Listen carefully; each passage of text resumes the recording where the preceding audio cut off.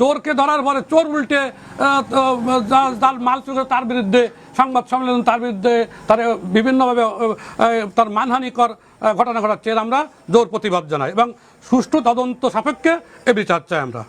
অনেক কিছু এ জায়গা যদি কেউ আইসে মানে যাচাই করে তাহলে বহুত প্রমাণ আছে সে জায়গা চুরি করেছে এবং চিহ্নিত চোর সে আমাকে জায়গার।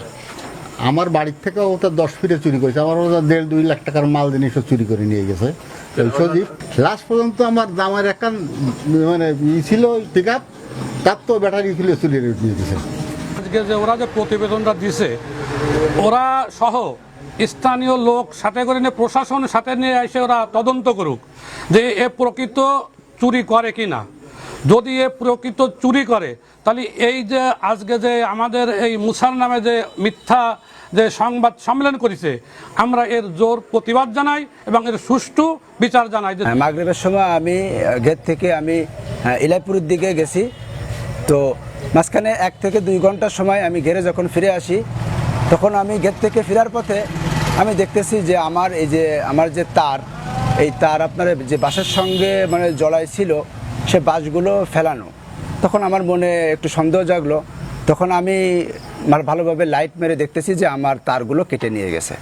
আমার ওইখানে প্রায় 300 থেকে 350 গজ তার ওইখানে আমার ডবল লাইনে টানা আছে, সেখান থেকে 2 থেকে 250 গজ তার আমার ওইখান থেকে নিয়ে গেছে। কত টাকা? মূল্য কমসে কম এখন তো 15 থেকে 16,000 টাকা মূল্য হবে যে তার চুরি হয়েছে। এখন আমি এই ব্যাপারটা আমি খুবই মানে মর্মান্তিক অবস্থায় আমি যখন রাস্তার দিকে আসি, তো রাস্তার দিকে আমি আসার পরে আমি দেখতেছি যে এই সজীব নাম করে যে ছেলেটা, এই ছেলেটা রাস্তা থেকে হাইটে যাইতেছে।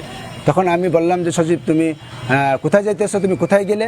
তখন আমি ও চেয়ারের ভিতরে আমি একটু ভীতি পাইছি, মানে একটু অন্যরকম একটা চেয়ারা পাইছি। তখন আমি ওরে জিজ্ঞাসাবাদ যখন করতেছি তখন ও এড়াই যাচ্ছে। তখন আমি ওকে চার্জ করলাম, ওর শরীরে যখন আমি চেক করলাম তখন আমি শরীরের ভিতরে তার পাইছি। সে তারটা কোথায়? সে তারটা আমি এই শরীরের ভিতরে ও লুঙ্গির ভিতরে ওর লুঙ্গির ভিতরে গেঞ্জির ভিতরে দিয়ে সুন্দরভাবে ও এইভাবে চাইপিয়ে নিয়ে যাইতেছে। তখন আমি যখন ওর এই হাতটা যখন আমি এরকম ধরেছি উঁচু হয়ে গেছে, তখন তার এখান থেকে ঝুলে পড়ছে। আমি এই জিনিসটা যখন দেখেছি এই যে তার, যখন আমার বাকি তার কোথায়, ও বলতেছে যে আমি বলছি যে এই তার তুই কোথায় পাইছিস?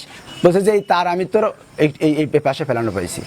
তখন আমি বলতেছি যে এই তার তোমার কাছে পাওয়া গেছে, বাকি তার তুমি কোথায় রাখছো, আমরা সেই কথা বলো, তুমি বাকি তার কোথায় রাখছো? বলছে যে না আমি নেই নাই, আমি এটা পাইছি। আমি বলছি এরকম, এটা তুমি 3 কথা, তুমি কোথায় ছিলা? বলছে আমি বিলির ভিতরে ছিলাম। আমি বলছি চলো বিলির ভিতরে। তখন ওইখানেও কিছু লোকজন ছিল, তারা বলতেছে যে বিকেলবেলাও নাকি এই চুরির ব্যাপার নিয়ে ওইখানে আলোচনা হয়েছে। এরপরে ওইখানে যারা উৎসুক যে জনতা ছিল তারা সবাই এখানে আসছে, আসার পরে এরকম যাচ্ছে 2-1টা চড় ধাপা মারা হয়েছে। পাশে কচা গাছের সঙ্গে ওর গুঁতো লেগে ওর এই চোখের কোনা এখানে ফুলে উঠছে।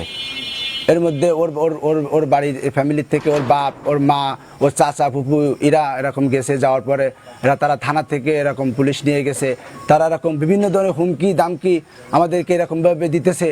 এবং এরপরে তার চাচা বলতেছে যে আমরা এই চুরির জন্য এরকম 2-4 লাখ টাকা আগে পরেও জরিমানা দিছি, এখনও আমরা লাখ লাখ টাকা জরিমানা দেওয়ার জন্য প্রস্তুত আছি। এরকম চুরি তোমরা চোর ধরেছে আমাকে কেন বলো নাই? এর আগে পরেও আমাদের এলাকায় ওকে অনেকবার ধরা হয়েছে। ওর গার্জিয়ানকে যখন ডাকা হয়েছে, যে গার্জিয়ান বলে কি যে আমরা ওর পরিচয় দিই না, আমাদের ওর সাথে কোনো সম্পর্ক নাই, তোমরা যা ভালো মনে করো তাই করো। এবং ও যে সময় এখানে যে সময় চোর চিহ্নিত হয়ে যায় তখন তার গার্জিয়ান তাকে আর চেনে না, আর যখন চিহ্নিত না হয়, প্রমাণ না থাকে, তখন তারা এখানে এসে গলাবাজি করে। ঠিক গতকালকে একইভাবেই পুলিশ যখন আসছে, সমদস্তার ভিতরে তাকে চিকিৎসার জন্য নিয়ে যাওয়া হয়েছে। আমার ছোট ভাই, আমার চাচা, এরকম তার খালু, তারাও তাকে হাসপাতালে নেওয়ার জন্য অনেক করছে, কিন্তু তাকে হাসপাতাল নিতে দেয়নি।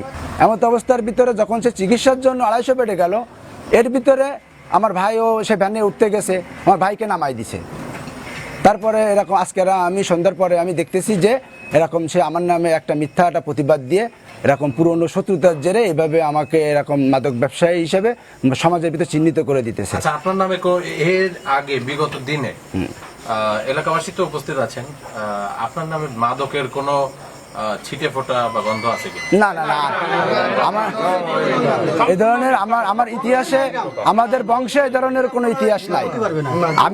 আমার বংশেও এই ধরনের কোনো ইতিহাস নাই। একটা সংবাদ মাধ্যম যার মাধ্যমে সারা দুনিয়ার মানুষ এই সংবাদগুলো দেখে, তো একটা মানুষের নামে মিথ্যা একটা জিনিস রটানো, এটা সমাজের ভিতরে একটা ভ্রান্তি সৃষ্টি করা। আপনার বক্তব্য নিয়েছে না, তারা আমার বক্তব্য নেয় নাই, তারা মানে একপাক্ষিক তারা নিয়ে তারা এই জিনিসটা সম্পূর্ণ মানে অযৌক্তিকভাবে তারা এই জিনিসটা প্রচারণা করেছে। খুলনা টাইমস, আজকের খুলনা, আগামীর বাংলাদেশ।